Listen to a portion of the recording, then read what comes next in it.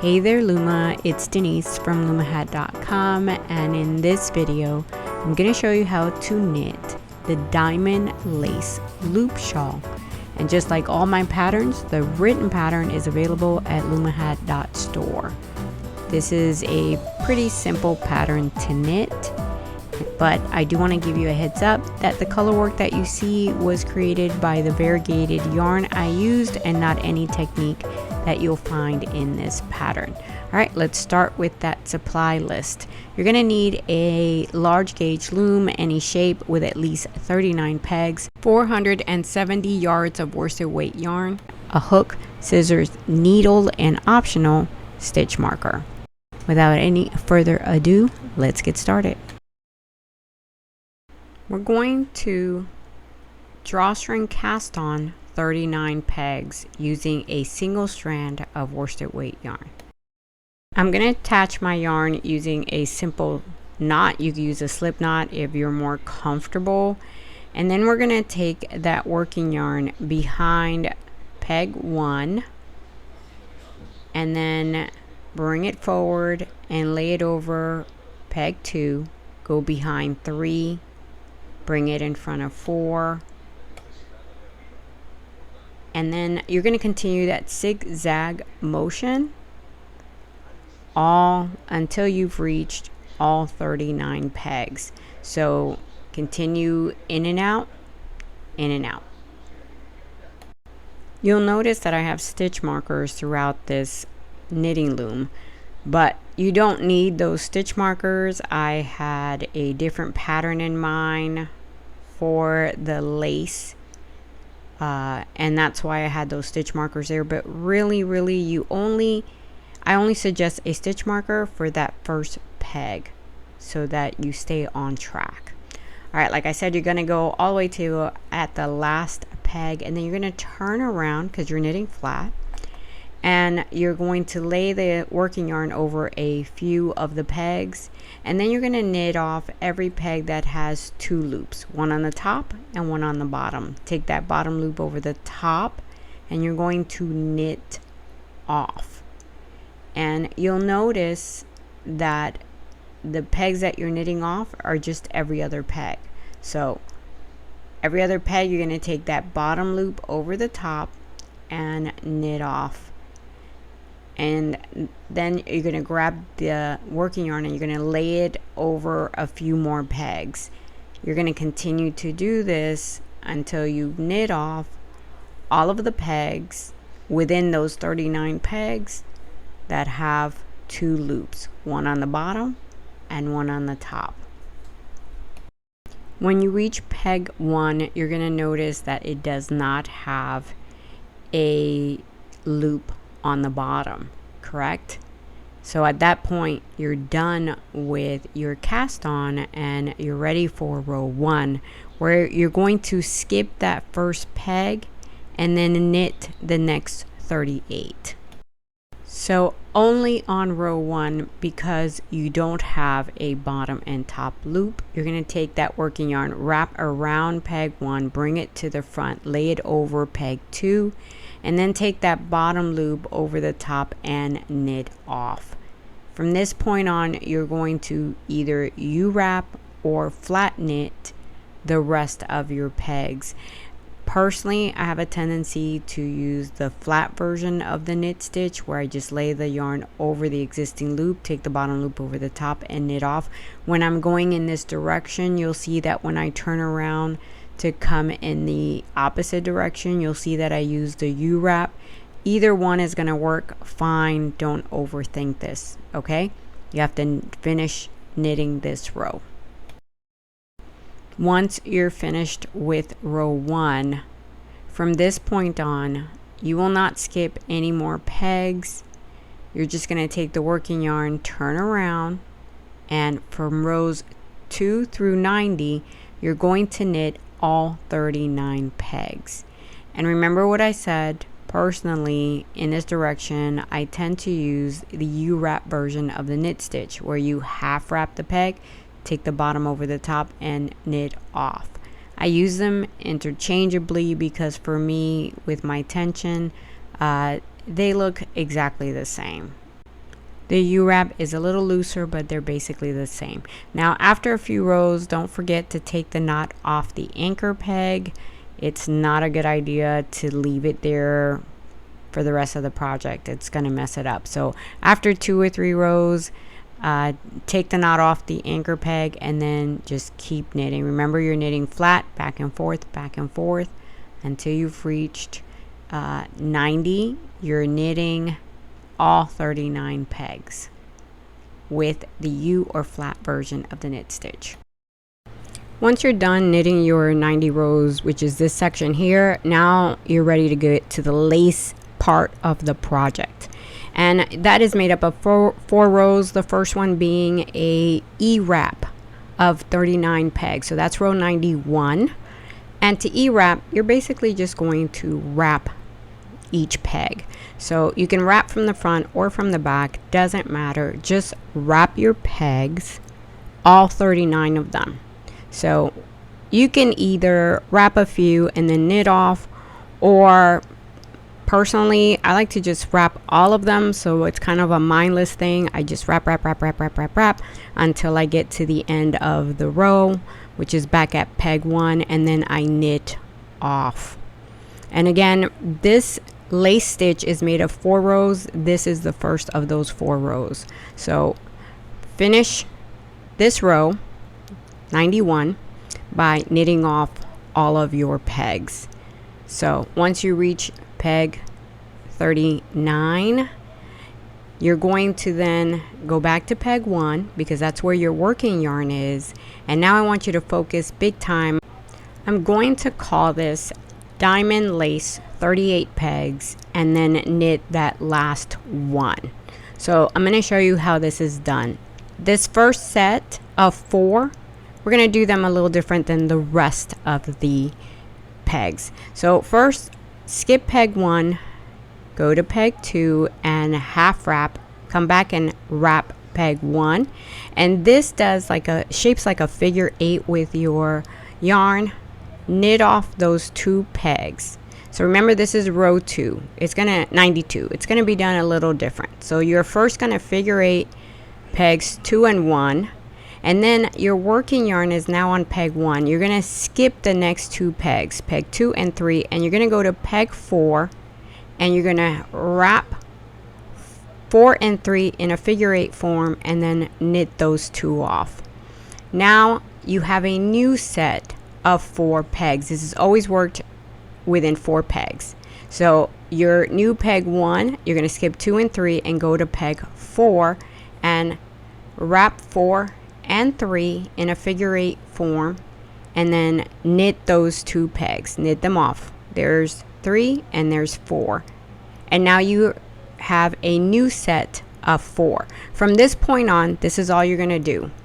Your working yarn is on the first peg. You're going to skip the next 2, go to peg 4 and figure 8 4 and 3, knit them off, and now you have a new set of 4 pegs that you're working, always working in 4 pegs. But remember, the first 2 were done different, right? So you skip those next 2 and you figure 8 4 and 3 and knit them off.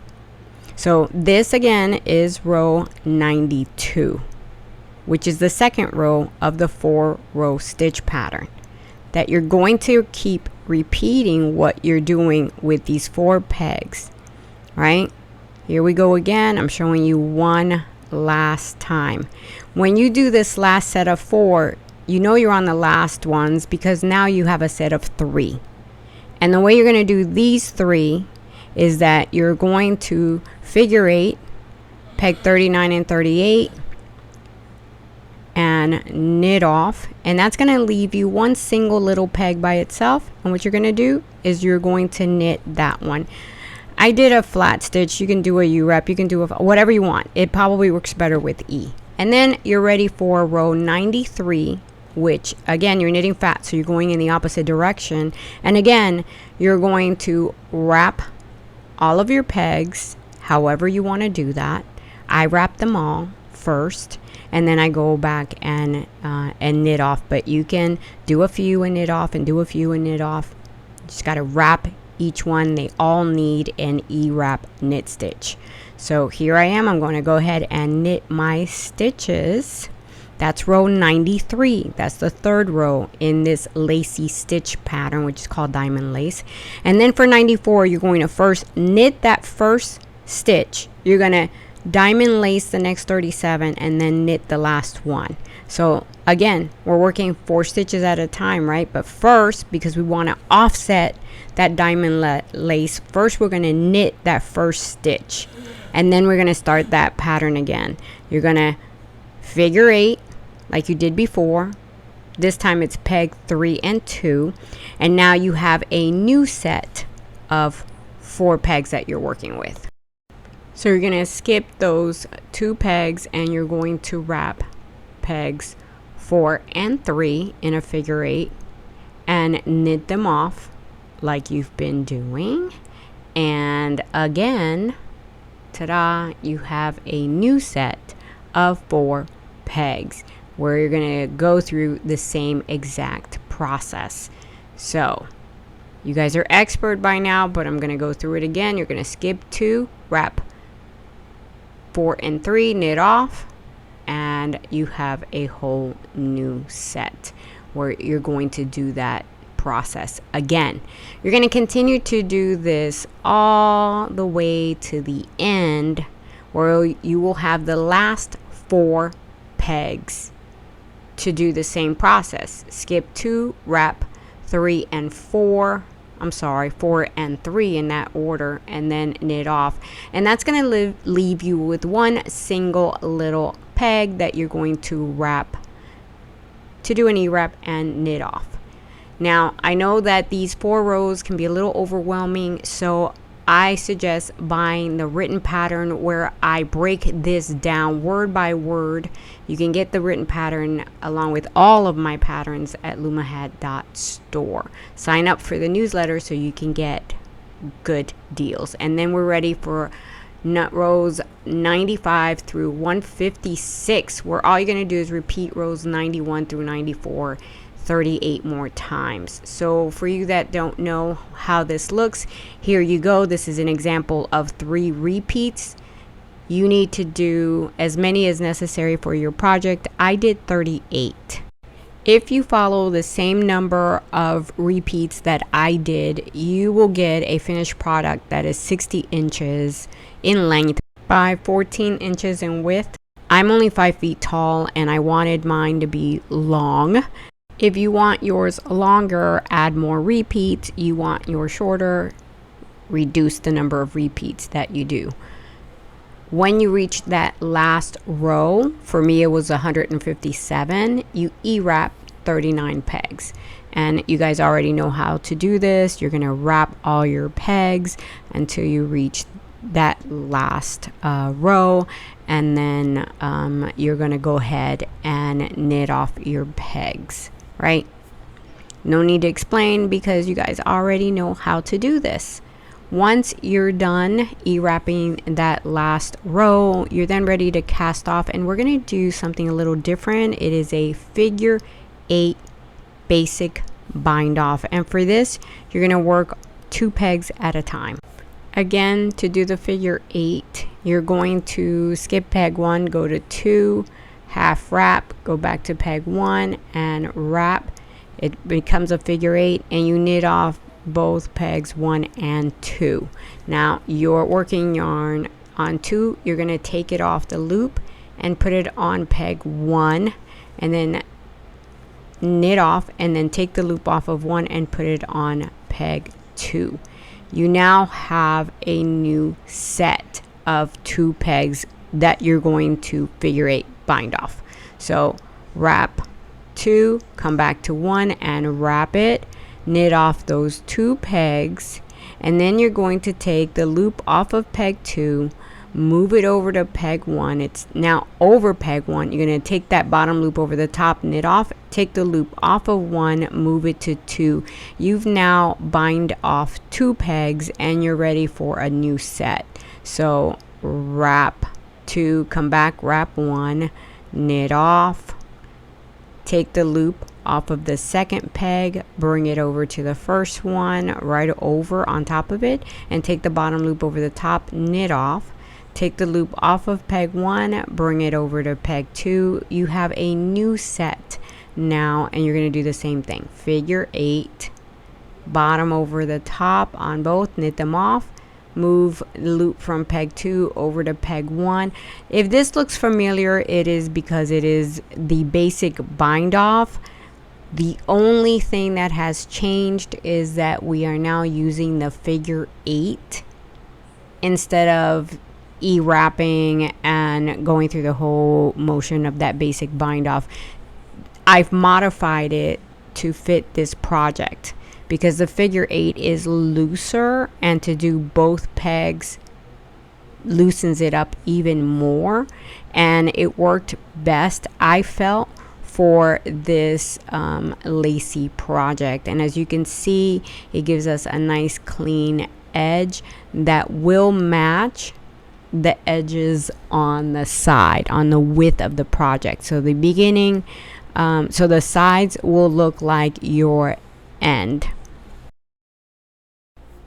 And I want to take a few minutes to say thank you to Carol Maple from Promised Learning ATL, Barbara Ledger, Linda Rapp, Tara Nichols, and Vicky Carter for all their support and for covering closed captioning of the video. Thank you so much. All right, guys, now we're up to the last 2 pegs, and this is what you do. You're going to do your figure 8, take the loop off peg 1, put it on 2, knit off, and take that loop, pull it a little bit, get your project off the knitting loom, and get a pair of scissors. Leave yourself a tail because you do need to weave in that end, and pull on it to pull the loop out. And that's it, and you're done. Your project is finished. You can see your edges do look really good, really neat, and now it's time to block the project. As you can see, I chose a steam iron, and I steam block my projects because I find that it goes much faster than wet blocking. Wet blocking does seem to last longer, but this is quick and easy. You will need to block both the solid fabric and the lace. As you can see, the lace also does curl, and it does need to be blocked. You also can tighten the cast on stitches. You don't have to do this, but I think it looks neater. All you're gonna do is grab the loops on the end and start pulling them one at a time, and you see that the edge will tighten up. Again, this is optional. You don't need to do this. I just like a neat edge. You're not going to even see this edge because it's going to get sewed. But if you choose to do like I did, then I'm showing you how to do it. Now, just at the last bit, just pull on all that extra yarn, and there you have it. Your edge, your cast on edge looks great. Now bring the 2 sides together, and we're going to do a mattress stitch. So I am putting the needle through that one end, and then you'll see right here where I go sideways and then up, and I'm grabbing this little loop right here that's between the V's on the stitch right here. You see how I pick that up, and then I put my needle through there, and I put the yarn through. So you go from side up to the other side, and then go up, and don't worry about the color of the yarn because this is a great technique. That yarn is just going to be hidden. You're not going to see it. See that?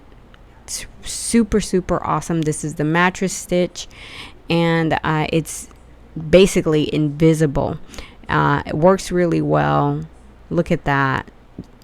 The only reason you can tell where they were brought together is because they're 2 different colors, right? You see where one ends and the other one starts, but it's super easy. Again, all you're doing is going from side up to side up. If you run out of yarn like I did right here, let me show you a little trick.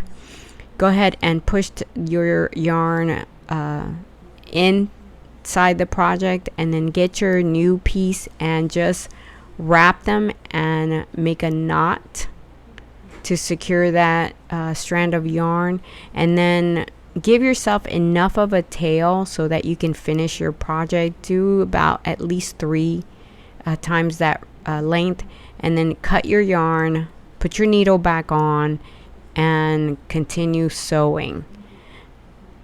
See, this is what I'm doing right here, and I so love this mattress stitch.